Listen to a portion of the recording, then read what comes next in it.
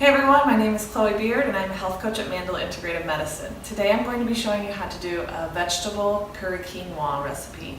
And even if you're not a vegetarian, you can still enjoy this dish. As a society, we consume way too much animal product, too much meat, too much eggs, and too much dairy. So it's good to, every once in a while, try to get a vegetarian meal in. Even if this isn't your thing, you could maybe add some chicken to it to add a little bit of meat, but I'm going to show you what this recipe entails. So the first thing you want to do is start your quinoa, and why I like quinoa is because it's very easy to make. It only takes about 15 minutes, and I've never made a batch that didn't taste right, so it's kind of foolproof. Quinoa is actually a seed, not a grain, but we use it more as a grain, but it is a healthy fat. And one thing you want to make sure that you do is always rinse your quinoa. It has a natural pesticide on it. And what I found works best is if you just add water to the bag, seal it back up, and shake it up a little bit, and then dump out the water. It's much easier than trying to find a strainer with small enough holes to keep that in there. So what you do is you just measure out, follow the directions on the bag. I have 4 cups of water here, and we're going to just dump the whole thing in because this is about 2 cups of quinoa. Go ahead and dump that in. And we're going to turn it to a high heat because we want it to come to a boil.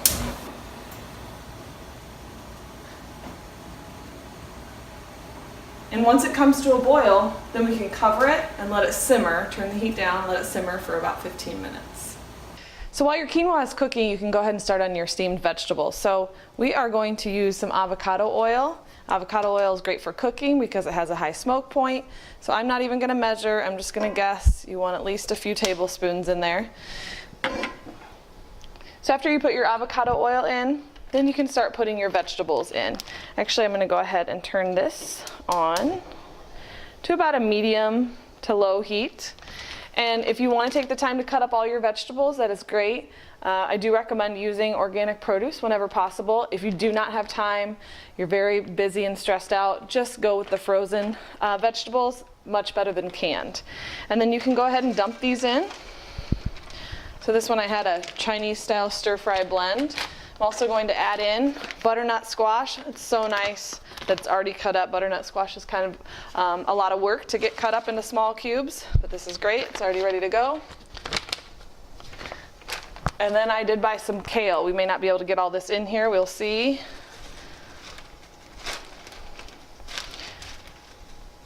Did about half the bag in there. And then we're going to stir it around so get a little oil on all of it.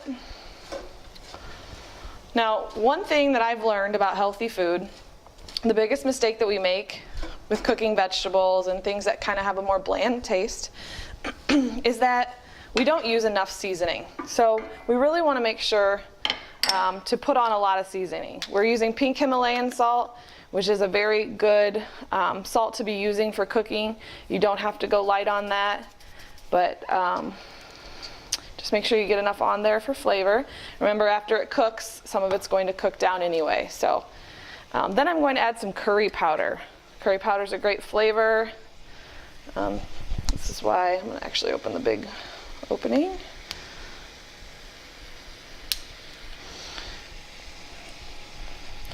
Get a lot of curry on there. I like a lot. Some garlic powder. It's really white. Black pepper.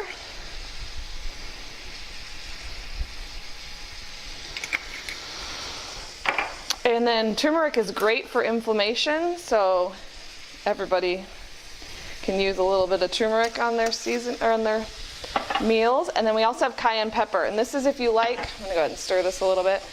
If you like a little kick, cayenne pepper is great.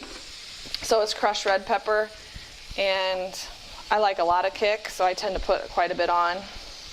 But just be careful because it can choke you a little bit if you're not used to it. And now this will be full of seasoning and great taste, and it will not be a boring vegetable dish.